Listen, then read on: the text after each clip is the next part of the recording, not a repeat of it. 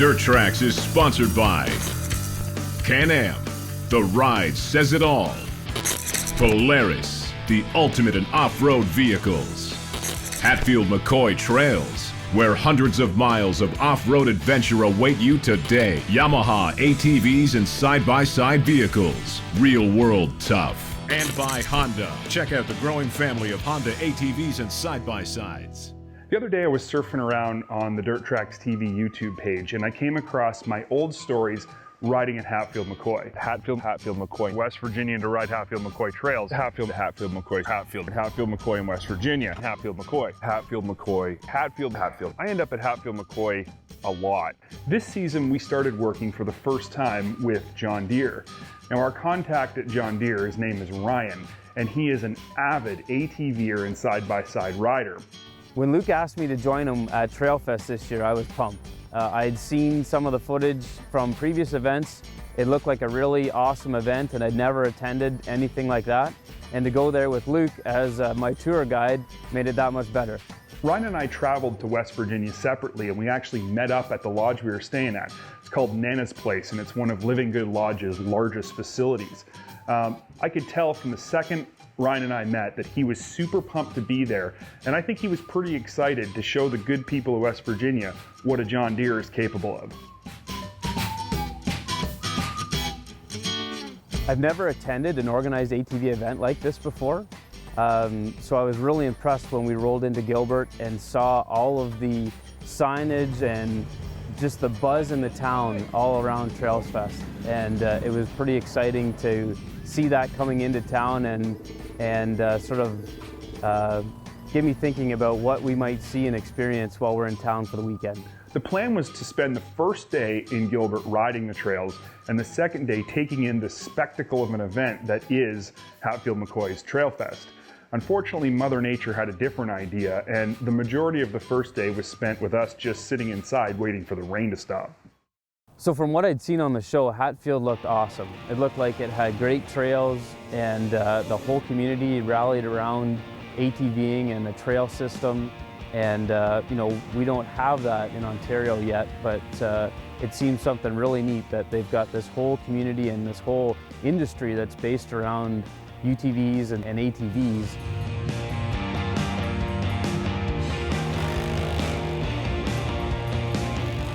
It finally got to the point where Ryan just could not contain his excitement any longer and we headed out regardless of the rain. We got geared up, climbed in our John Deere side-by-sides and we headed out on the trails, and it didn't matter for Ryan if it was pouring rain or perfectly sunny. That guy was going to experience Hatfield McCoy one way or another.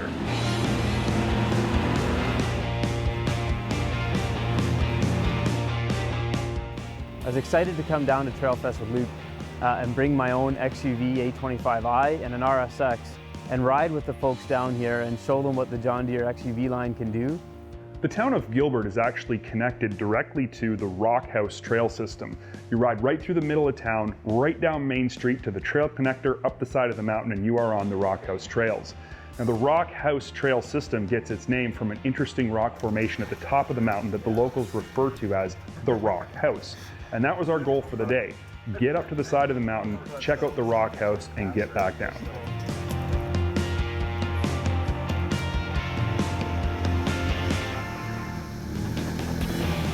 We had quite a bit of fun in the afternoon. It had rained all morning and the trails were really, the trails were in great shape, but there was a lot of mud. We just decided to live it up and get a bit dirty. So we opened things up and found some puddles and found some mud and decided that we'd have the full Trailfest experience from head to toe, I guess you could say.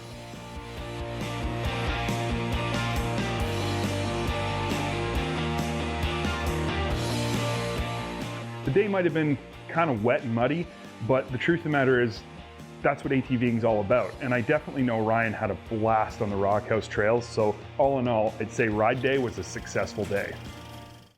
DirtTrax is sponsored by Brimstone, where the journey is your reward. I've attended Hatfield McCoy's Trailfest more times than I can honestly count. It's been a lot. And for me, the event is exciting, but I've seen it before. Ryan has never seen Trailfest, so this was going to be a big day for him. Saturday night is the big night at Trailfest. There, everything is going on and everybody's come in off the trails to have a bit of fun. The vendor area is in full swing, the drag races are in full swing, there's a band on stage, the mud pit is going, and just the crowd is huge there. They kick things off on Saturday night with a parade that goes through the town of Gilbert, and everybody takes their side-by-side or their ATV and goes through. Some folks get all dressed up. I think there's a costume contest part of it, and some people go all out for that.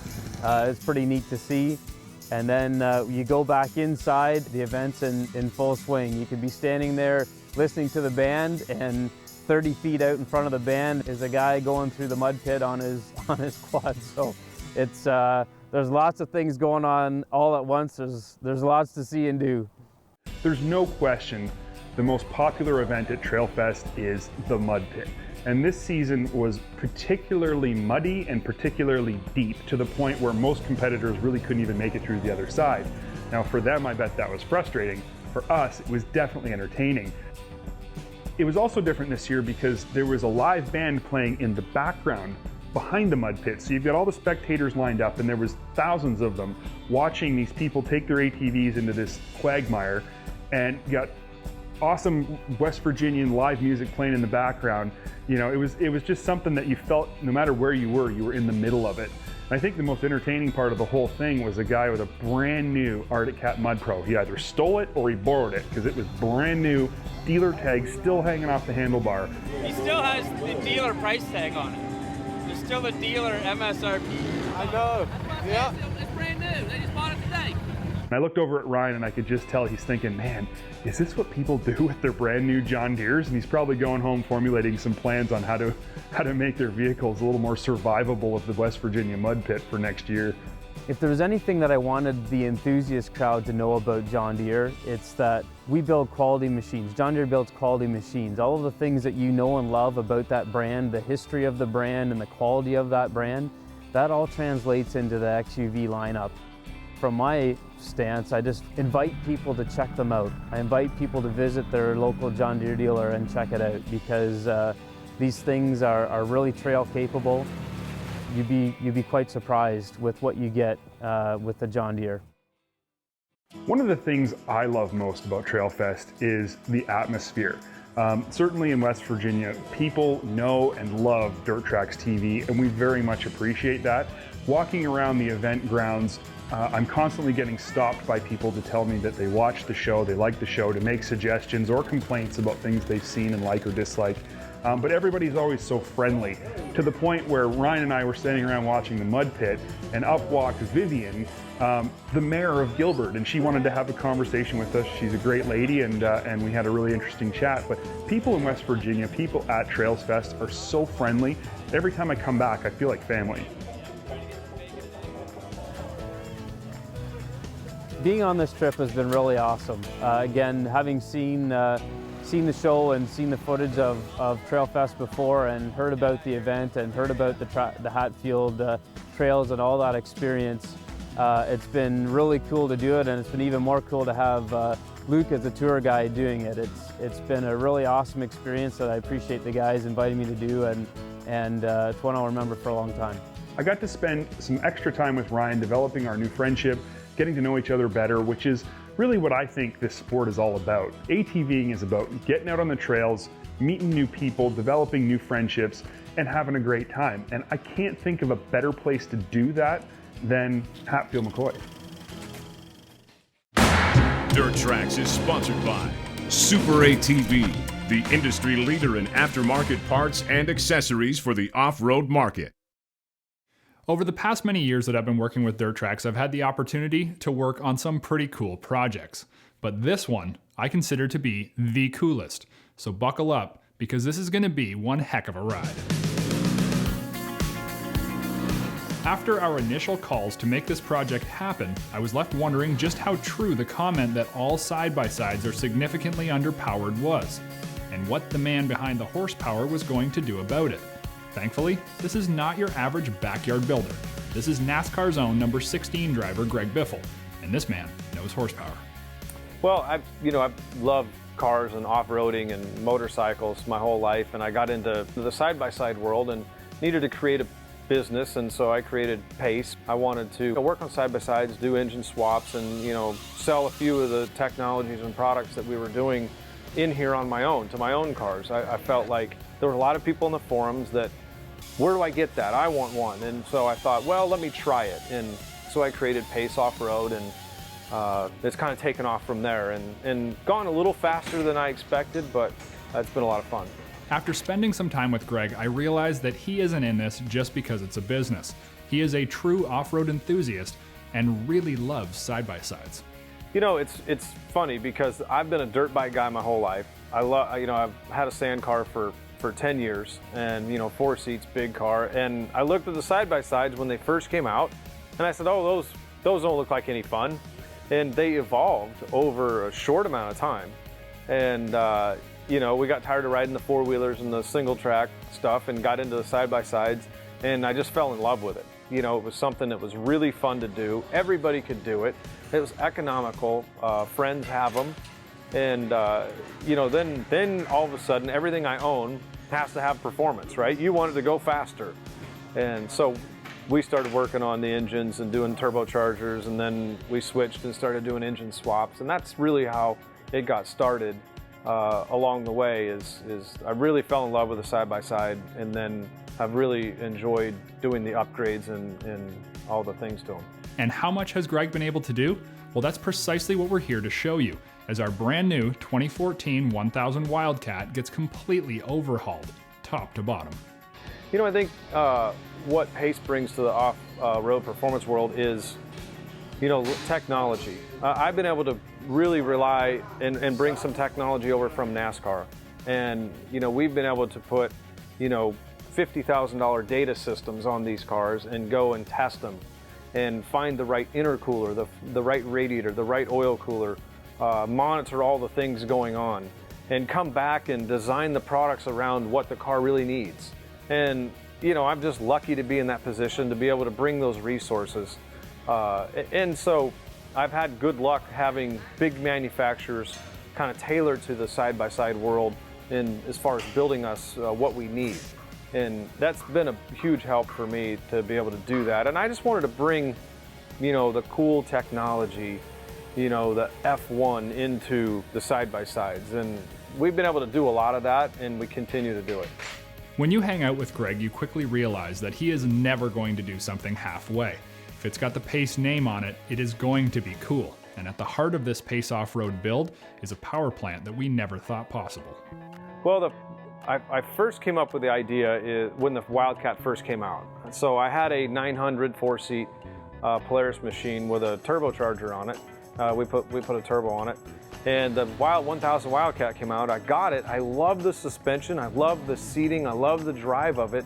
But I wanted more power. I wanted to keep up with the other vehicles that already had the turbo on them. So I did a lot of research and knew about the Z1 engine.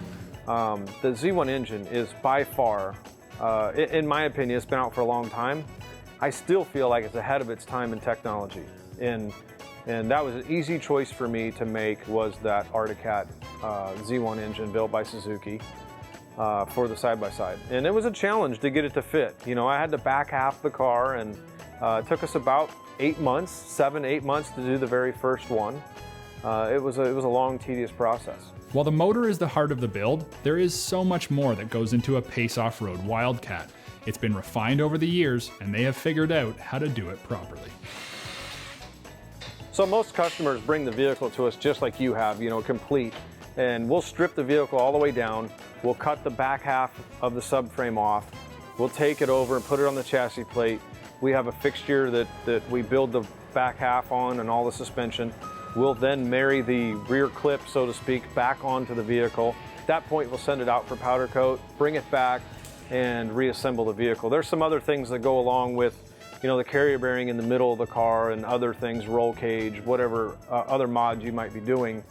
But that's basically it. The car will go out, powder coat, come back, and then we'll start reassembling the vehicle. So we have all those things designed and built and already done for the Z1 conversion in the Wildcat. It's still a tremendous amount of work, but we really have a pretty good feel for what needs to be done prior to sending it out.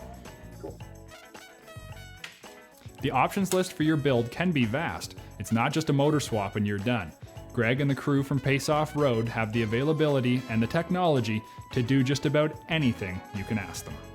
So a lot of options customers will pick when they do the Z1 conversion is, it's kind of standard build. We'll do the upper and lower, we'll do the chromoly suspension components. You're going to be going faster, you're going to be jumping, so people want the stronger suspension. Upgrade the shocks, there's lots of options, King and Elka and JRI, so customers will pick what they want.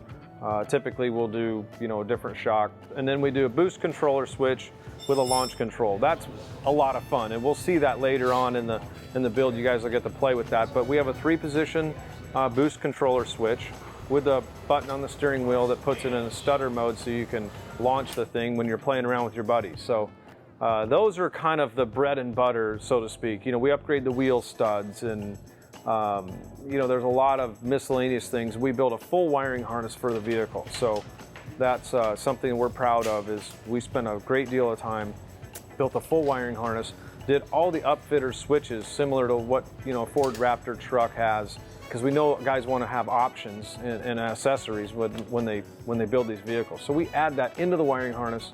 Switches are already in the dash, all fused in a expanded fuse box. So you can put your dome light in, you can put your LED 40-inch light bar on and do whip lights and other things without doing any extra wiring in the car. The time and precision that goes into a Z1 turbo conversion at Pace Offroad is impressive. So stay tuned to next week, where we're going to go further down this road of the teardown and rebirth of our all-new Wildcat Z1 Turbo. DirtTrax is sponsored by Triton Trailers. Know it, own it, haul it, and by Seismic UTV Accessories. Get more done, have more fun. The Polaris ACE has become to the side-by-side industry what the side-by-side originally was to the ATV industry. Completely unknown and totally new. With its inception in 2014, the ACE received varying reviews from the general public. Some loved its designs and had been waiting. Others figured it would be a flop. The latter were wrong, and the birth of the side-by-self vehicle has emerged, with not only acceptance, but much anticipation. The first version of the ACE featured a 32 horsepower motor that Polaris doesn't even publish the CCs of on their website. However, it did deliver just enough fun to catch our attention. While its small displacement and lower horsepower still satisfy many, we were left wondering what more power under the seat might feel like, and if this market could become its own with more than just the base ACE, and the 2015 Polaris intro answered that question completely. With the sales of the ACE growing, Polaris decided it was time to drop the 570 motor from both the Sportsman and Ranger lines under the hood. And now, the fun begins. The 570 motor gave us what we were asking for, the horsepower and torque we'd been waiting for. The ACE had transformed in our minds and become a true performance vehicle that not only pulls its weight, but does it in a way that permanently affixes a smile on your face and leaves you wanting more trails, more jumps, and more ACE. No pun intended. A few weeks ago, I was contacted by Polaris about attending an event that would not only test the bounds of the ACE, but also of me. Naturally, I was in. I've raced in the past, from sleds to side-by-sides and ATVs, and for this event, we would be returning to a venue I was familiar with, the Crawfordsville, Indiana GNCC Ironman, considered to be one of the most grueling cross-country races in all of GNCC racing. And just 2 short years ago, I had the opportunity to race the Ironman aboard a full factory Renegade, having a ton of fun and finishing up third at the end of the day. While I had raced the Ironman on a sporty 4-wheel drive ATV, I had absolutely zero notions that this was going to help me when riding the ACE, because this vehicle is so completely different. Polaris had a full lineup of brand new ACE 570s geared up to conform to the racing standards. The interesting part is that the ACE class is not in the GNCC as of yet, and this inaugural race was not piloted by veteran racers, but a bunch of off-road magazine editors. To say it was going to get rowdy is an understatement. The GNCC Ironman is an impressive event. It draws a huge amount of spectators as well as competitors, and those spectators were interested to see what these little 570s were going to do out on the track. Not having spent much time in the ACE, I was pleasantly surprised with how it handled on the track. I never actually bottomed it out, and it wasn't for lack of trying. The controls are identical to a two-seat side-by-side, and the fun factor is huge. While I did encounter some issues early on in the race, there is no doubt in my mind that you'll be seeing a lot more of the Polaris ACE out on the race course, not only at GNCC races, but sanctioning bodies across the powersports world. Why is this vehicle getting so much attention? Well, when you're a leader like Polaris and you make a new move, people naturally pay attention. And after spending more time in this vehicle, I realized that it truly is Polaris's ace in their already stacked hand. DirtTrax Television has been sponsored by Polaris, the ultimate in off-road vehicles. Can-Am, the ride says it all. MBRP Performance Exhaust, making power with MBRP. Arctic Cat, share our passion. And by Honda. Check out the growing family of Honda ATVs and side-by-sides.